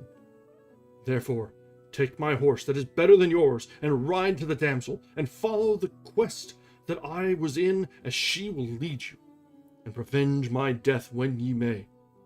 That shall I do, said Balin, and that I make vow unto knighthood. And so he departed from this knight with great sorrow. So King Arthur let bury this knight richly, and made a mention on his tomb, how there was slain Herlus le Berbeus, and by whom the treachery was done, the knight Garlon. But ever the damsel bare the truncheon of the spear with her, that Sir Herlus was slain withal.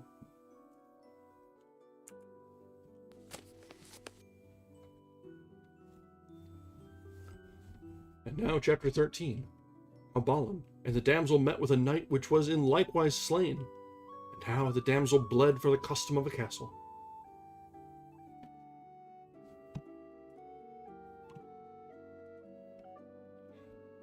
So Balin and the damsel rode into a forest, and there met with a knight that had been a hunting. And that knight asked Balin for what cause he made so great sorrow. Me list not to tell you, said Balin. Now, said the knight, an I were armed as ye be, I would fight with you. That should little need, said Balin. I am not afeard to tell you, and told him all the cause how it was. Oh, said the knight, is that all? Here, I ensure you, by the faith of my body, never to depart from you while my life lasteth. So they went to the hostelry and armed them, and so rode forth with Balin. And as they came by an hermitage, even by a churchyard, there came the knight Garlon invisible, and smote this knight, Perrin de Montbeliard, through the body with a spear. Alas, said the knight, I am slain by this traitor knight that rideth invisible. Alas, said Balin, it is not the first despot he hath done me. And there the hermit and Balin buried the knight under a rich stone and a tomb royal. And on the morn they found letters of gold written, how Sir Gawain shall revenge his father's death, King Lot on the King Pellinore. Anon after this, Balin and the damsel rode till they came to a castle, and there Balin alighted, and he and the damsel went to go into the castle. And anon, as Balin came within the castle's gate, the portcullis fell down at his back, and there fell many men about the damsel, and would have slain her. When Balin saw that, he was sore aggrieved, for he might not help the damsel. Then he went up into the tower, and leapt over the walls into the ditch, and hurt him not. And anon he pulled out his sword, and would have fought with them. And they all said, nay, they would not fight with him, for they did nothing but the old custom of the castle, and told him how their lady was sick, and had lain many years, and she might not be whole, but if she had a dish of silver full of blood of a clean maid and a king's daughter. And therefore the custom of this castle is, there shall no damsel pass this way, but she shall bleed in her blood in a silver dish full. Well, said Balin, she shall bleed as much as she may bleed, but I will not lose the life of her, whiles my life lasteth. And so Balin made her to bleed by her good will, but her blood helped not the lady. And so he and she rested there all night, and had their right good cheer. And on the morn they passed on their ways. And as it telleth after in the Sangreal, that Sir Percival's sister helped that lady with her blood, whereof she was dead. Well, that was kind of twisted there. It's like, oh yeah, coming into the castle, hey, stop! You're a woman, right? Fill this dish. I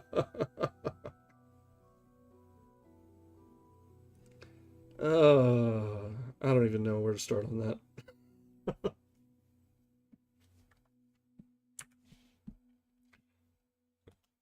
All right, chapter 14. how Balin met with that knight named Garlon at a feast. There he slew him, to have his blood to heal therewith the son of his host. Then they rode 3 or 4 days, and never met with adventure. And by hap they were lodged with a gentle man, that was a rich man, and well at ease. And as they sat at their supper, Balin overheard one complain grievously by him in a chair.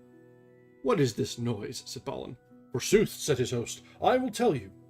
I was but late at a jousting, and there I jousted with a knight that is brother unto King Pellam. And twice I smote him down, and then he promised to quit me on my best friend, and so he wounded my son. It cannot be whole till I have of that knight's blood. And he rideth alway invisible, but I know not his name." Said Balin, "I know that knight. His name is Garlon. He hath slain 2 knights of mine in the same manner. Therefore I liefer meet with that knight than all the gold in this realm, for the despite he hath done me." "Well," said his host, "I shall tell you. King Pellam of Listinace hath made do cry in all this country a great feast that shall be within these 20 days, and no knight may come there, but if he bring his wife with him, or his paramour, and that knight, your enemy and mine, ye shall see that day. Then I behote you," said Balin, "part of his blood to heal your son withal." "We will be forward to morn," said his host. So on the morn they rode all 3 toward Pellam, and they had 15 days' journey, or they came thither, and that same day began the great feast. And so they alighted and stabled their horses, and went into the castle. But Balin's host might not be let in, because he had no lady. Then Balin was well received, and brought unto a chamber, and unarmed him. And there were brought him robes to his pleasure, and would have had Balin leave his sword behind him. "Nay," said Balin, "that do I not, for it is the custom of my country, a knight always to keep his weapon with him, and that custom will I keep, or else I will depart as I came." Then they gave him leave to wear his sword, and so he went unto the castle, and was set among knights of worship, and his lady before him. Soon Balin asked a knight, "Is there not a knight in this court whose name is Garlon?" "Yonder he goeth," said a knight, "he with the black face. He is the marvellous knight that is now living, for he destroyeth many good knights, for he goeth invisible." "Ah, well," said Balin, "is that he?" Then Balin advised him long, "If I slay him here, I shall not escape, and if I leave him now, peradventure I shall never meet with him again at such a Stephen, and much harm he will do when he live." Therewith this Garlon espied that this Balin beheld him, and then he came and smote Balin on the face with the back of his hand, and said, "Knight, why beholdest me so? For shame, therefore, eat thy meat, and do that thou came for." "Thou sayest sooth," said Balin. "This is not the first despot that thou hast done me, and therefore I will do what I came for," and rose up fiercely, and clave his head to the shoulders. "Give me the truncheon," said Balin to his lady, "wherewith he slew your knight." Anon she gave it him, for always she bare the truncheon with her. And therewith Balin smote him through the body, and said openly, "With that truncheon thou hast slain a good knight, and now it sticketh in thy body." And then Balin called unto him his host, saying, "Now may ye fetch blood enough to heal your son withal."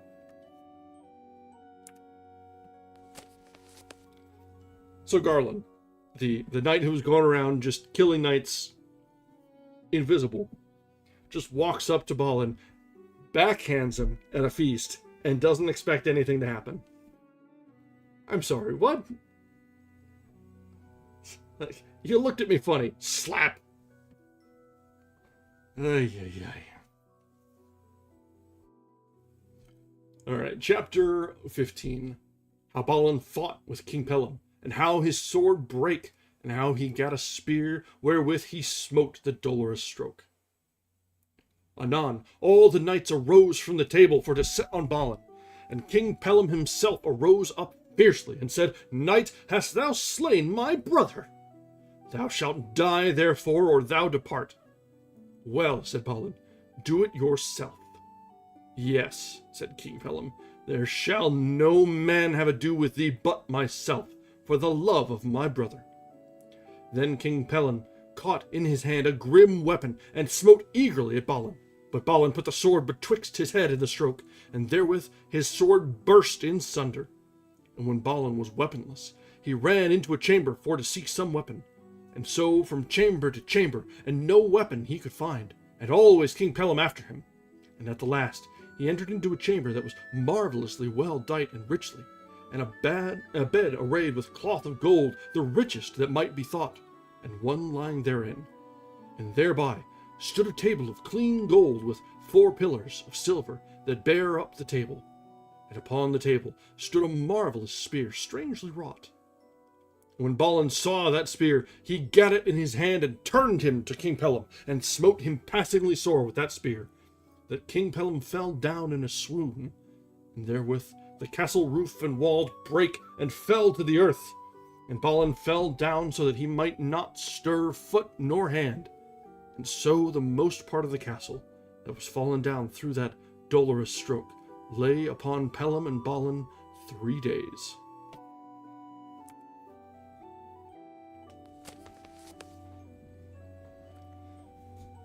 Alright, now chapter 16. How Balin was discovered by Merlin, and saved a knight that would have slain himself for love. Then Merlin came thither, and took up Balin, and gat him a good horse, and for his was dead, and bade him ride out of that country. I would have my damsel, said Balin. Lo, said Merlin, where she lieth dead. And King Pellam lay so many years, so sore wounded, and might never be whole, till Galahad, the hot prince, healed him in the quest of the Sangreal. For in that place was part of the blood of our Lord Jesus Christ, that Joseph of Arimathea brought into this land, and there himself lay in that rich bed. And that was the same spear that Longius smote our Lord to the heart, and King Pellam was nigh of Joseph's kin. And that was the most worshipful man that lived in those days, and great pity it was of his hurt. For through that stroke turned to great dole Tray and Teen. Then departed Balin from Merlin, and said, In this world we meet never no more. So he rode forth through the fair countries and cities, and found the people dead, slain on every side, and all that were alive cried, O Balin, thou hast caused great damage in these countries. For the doorless stroke thou gavest unto King Pellam, 3 countries are destroyed. And doubt not but the vengeance will fall on thee at the last.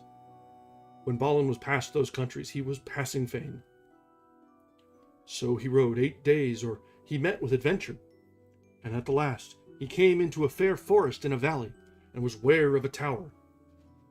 And there beside he saw a great horse of war tied to a tree, and there beside sat a fair knight on the ground, and made great mourning. And he was a likely man, and well made. Balin said, God save you, why ye be so heavy? Tell me, and I will amend it, and I may, to my power. Sir knight, said he again, thou dost me great grief, for I was in merry thoughts, and now thou puttest me to more pain. Balin went a little from him, and looked on his horse. Then heard Balin say him thus, Ah, fair lady, why have ye broken my promise? For thou promisest me to meet me here by noon, and I may curse thee that ever ye gave me this sword. For with this sword I slay myself. Pulled it out, and therewith Balin stert upon him, and took him by the hand. Let go my hand, said the knight, or else I shall slay thee. And that shall not need, said Balin, for I shall promise you my help to get your lady. And ye will tell me where she is. What is your name? Said the knight. My name is Balin the Savage. Oh, sir, I know you well enough.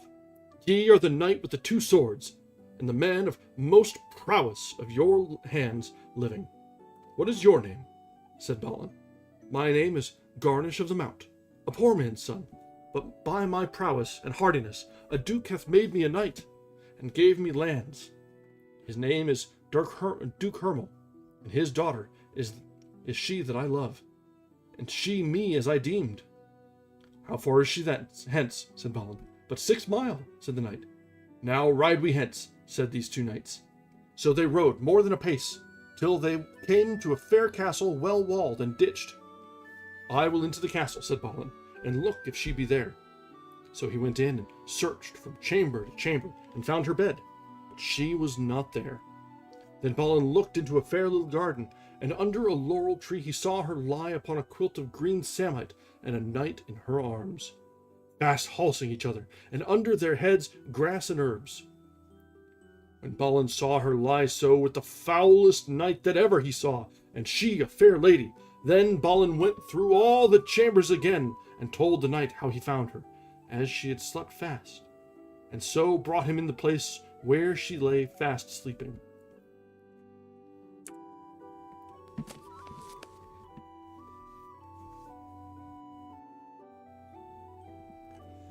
Alright, now we come now to chapter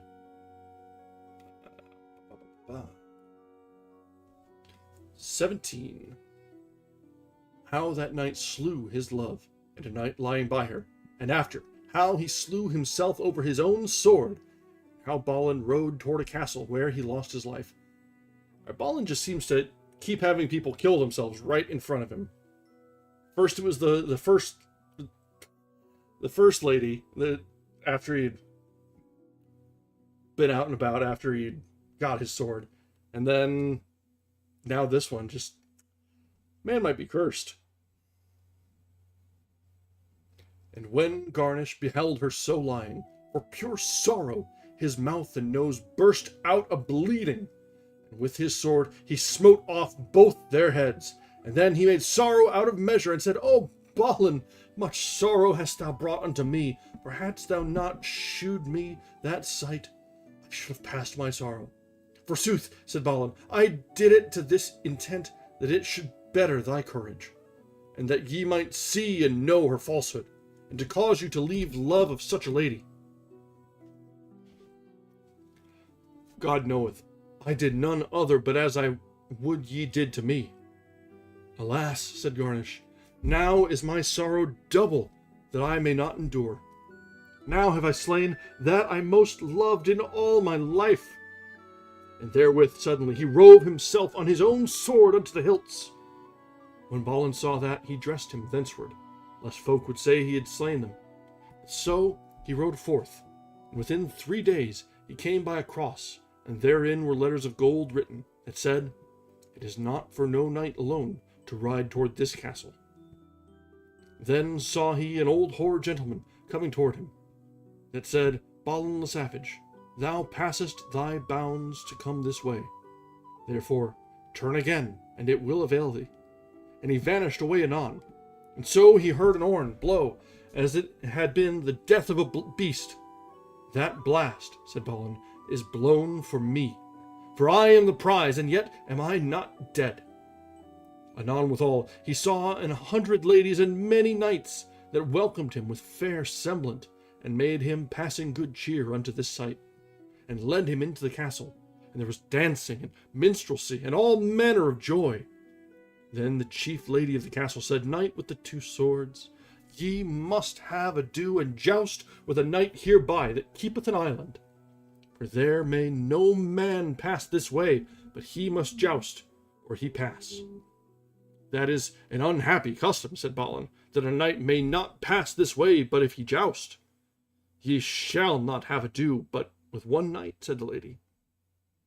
Well, said Balin, since I shall thereto, I am ready. But travelling men are oft weary, and their horses too.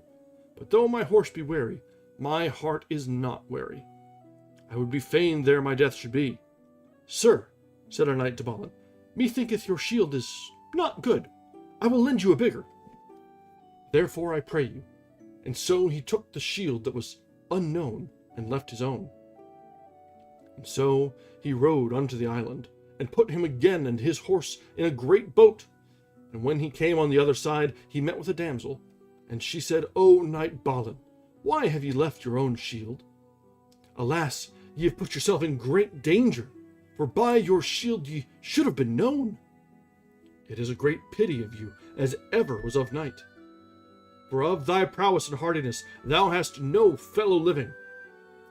Me repenteth, said Balin, that ever I came within this country, but I may not turn now again for shame, and what adventure shall fall to me? Be it life or death, I will take the adventure that shall come to me. Then he looked on his armor, and understood he was well armed, and therewith blessed him, and mounted upon his horse.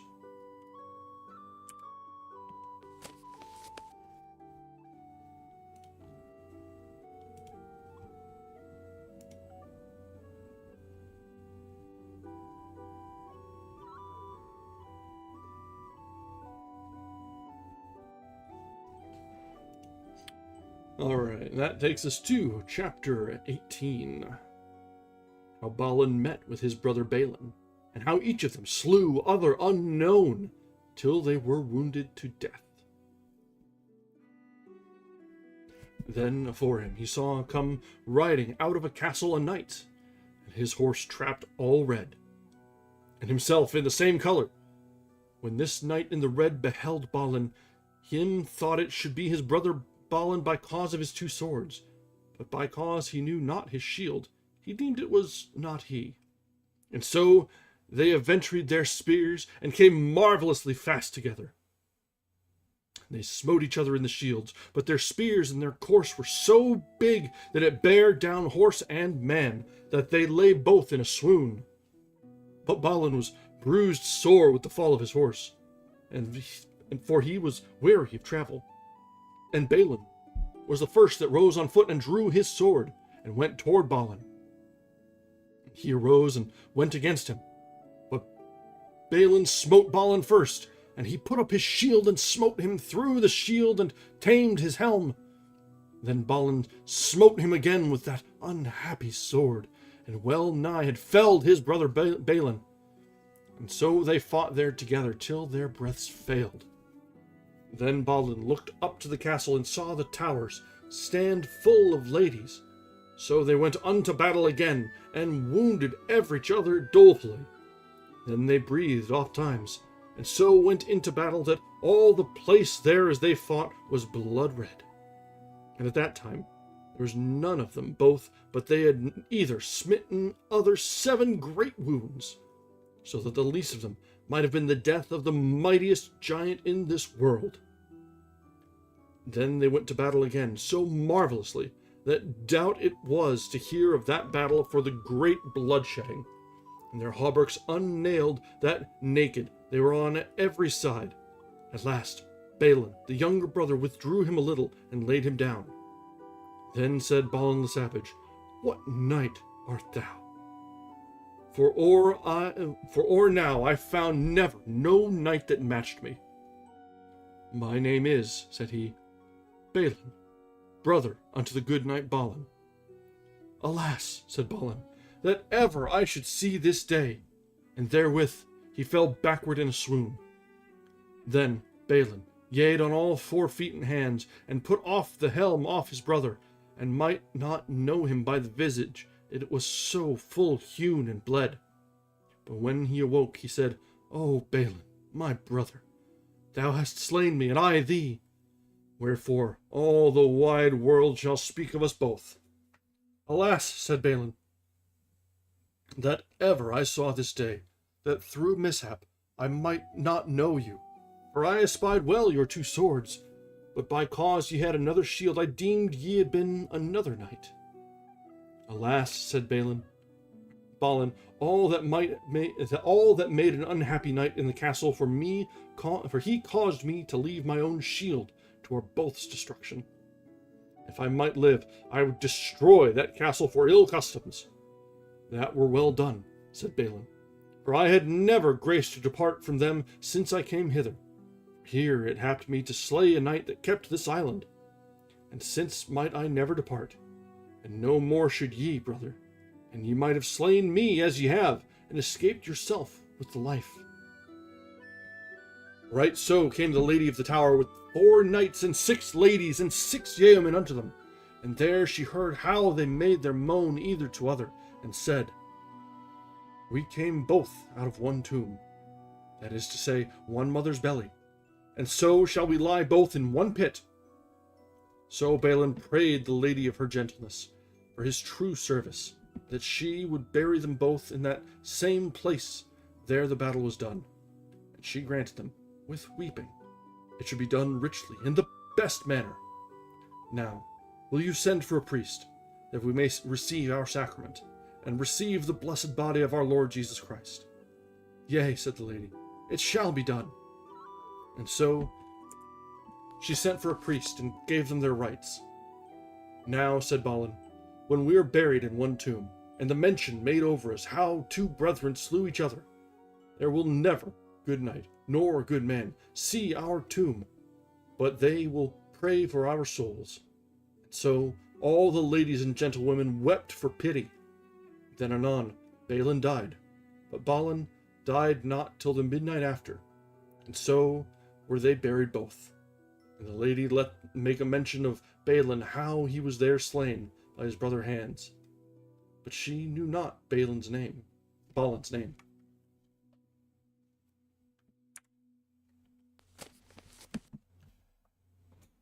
Chapter 19. How Merlin buried them both in one tomb, and of Balin's sword. In the morn came Merlin to let write Balin's name on the tomb with letters of gold, that here lieth Balin the Savage. That was the knight with the 2 swords, and he that smote the dolorous stroke. Also Merlin let make there a bed, that there should never man lie therein, but he went out of his wit. Yet Launcelot de Lake forbid that bed through his noblesse. And anon after Balin was dead, Merlin took his sword, took off the pommel, and set on another pommel. So Merlin bade a knight that stood afore him handle that sword, and he essayed, and he might not handle it. Then Merlin laughed. Why laugh ye? Said the knight. This is the cause, said Merlin. There shall never man handle this sword but the best knight of the world, and that shall be Sir Launcelot, or else Galahad his son, and Launcelot with his sword shall slay the man that in the world he loved best. That shall be Sir Gawain. All this he let write in the pommel of the sword. Then Merlin let make a bridge of iron and of steel into that island, and it was but 1/2 foot abroad.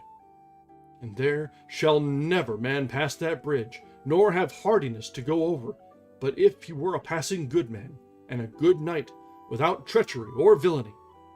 Also, the scabbard of Balin's sword, Merlin left it on this side the island, that Galahad should find it.